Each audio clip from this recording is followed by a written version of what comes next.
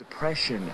Many people with depression are saying, my disease has worsened considerably and I had a relapse, or I have developed suicidal thoughts.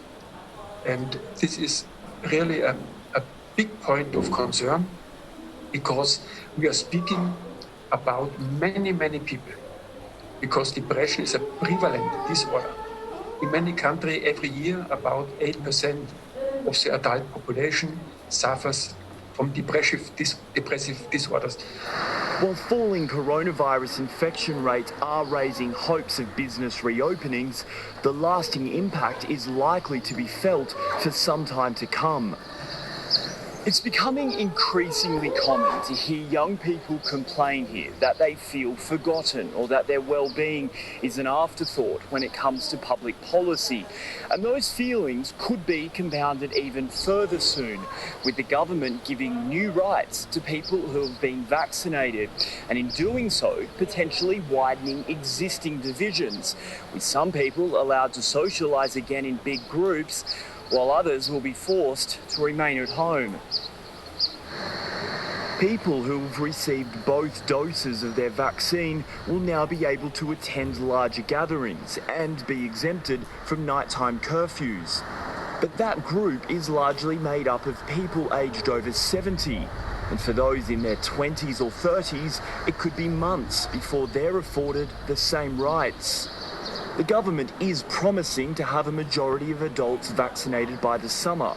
It's hoped that that commitment will provide some light at the end of the tunnel after what's felt like a particularly long winter. Trent Murray, CNA, Berlin. Asia Now continues in the next hour. We'll check the top stories, including India's COVID-19 crisis and the mounting calls within the country to boost its vaccine supply. Later, we'll check on Taiwan's efforts to end its rolling blackouts by restoring electricity after a power plant outage.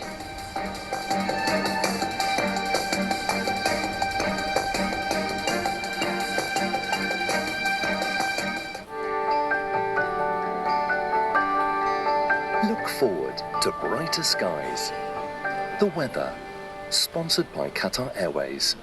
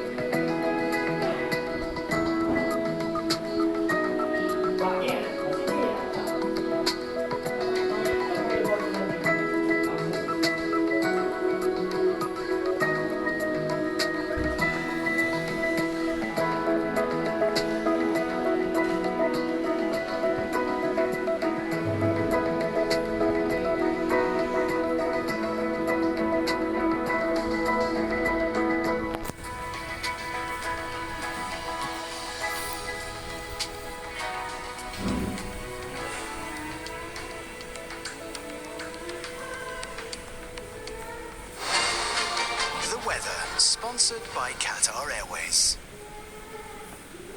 A town without a future, the result of a nuclear catastrophe. Wastewater from here will soon be released into the sea. Behind me are tanks filled with treated water. The lasting impact of the Fukushima disaster.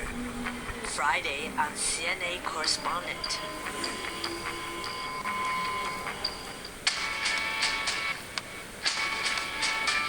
What are the financial forces driving Asia's rise, from transnational business expansions and technology for digital growth to untapped opportunities in the region and beyond? Understand the trends, innovations and corporate deals that are building Asia. On Asia First, Monday mornings on CNA. Ladies and gentlemen, welcome on board.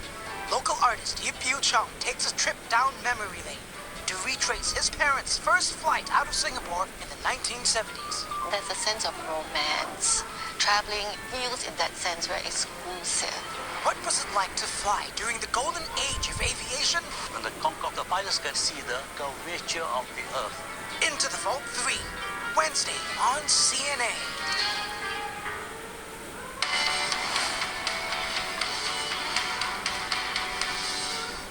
This is Asia Now.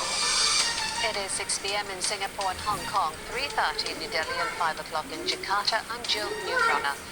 At this hour, pressure mounts on the Indian government to ramp up its vaccine stockpile as the country battles a worsening COVID-19 outbreak.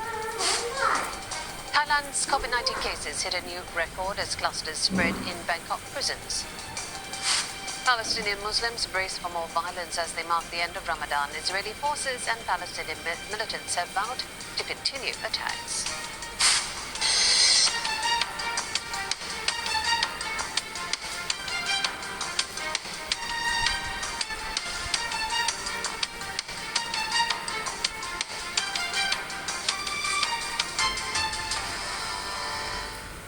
India's government is facing mounting pressure as COVID-19 devastates the nation. Major opposition leaders have written to Prime Minister Narendra Modi demanding free mass vaccinations across the country. They are also calling for government aid, including food for the needy and an unemployment support. India has reported around 360,000 new coronavirus cases and more than 4,100 deaths. Ishan Garg reports from New Delhi. Just 8 states are responsible for carrying out 90% of vaccinations between the age group of 18 to 44. And India has got 29 provinces, and this data clearly suggests that the concentration of vaccination, especially in the younger age group, is localized in very few states, although these states are among the very badly hit in the country. But other states which are equally badly hit, they do not have the same vaccination numbers. For example, the state of Kerala or the state of Andhra Pradesh in down south, they've been struggling with massive vaccine shortages. These are also states, Kerala and New Delhi, which have placed orders for vaccines in the private market, and the government is now asking these states to approach global markets to procure vaccines via a global tender. We have seen several reasons why there is vaccine inequity in different states. First of all, according to latest guidelines, if a state wants to vaccinate people between the age of 18 and 44, it has to procure vaccine on its own instead of getting a federal quota.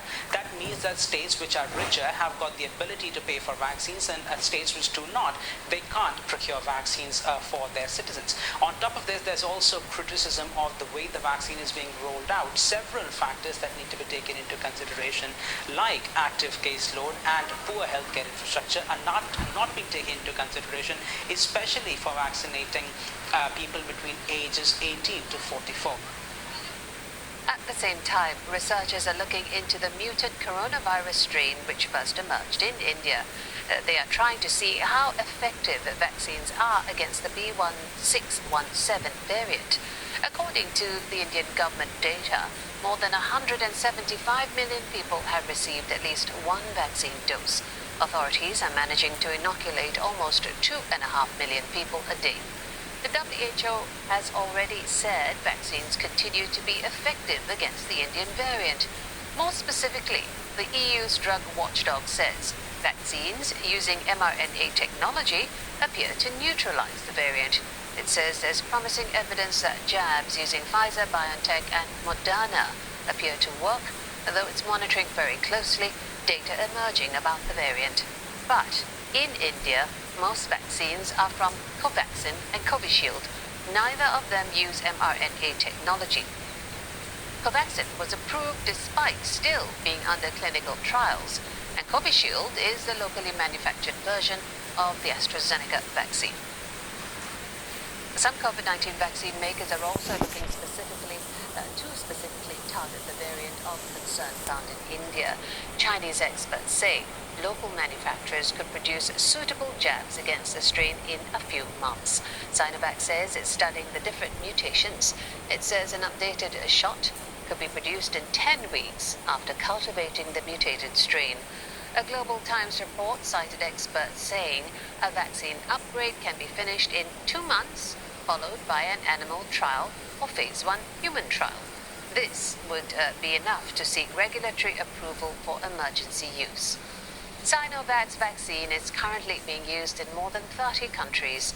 The World Health Organization is currently reviewing whether to approve the shot for emergency use. Nepal is seeing its worst COVID-19 surge.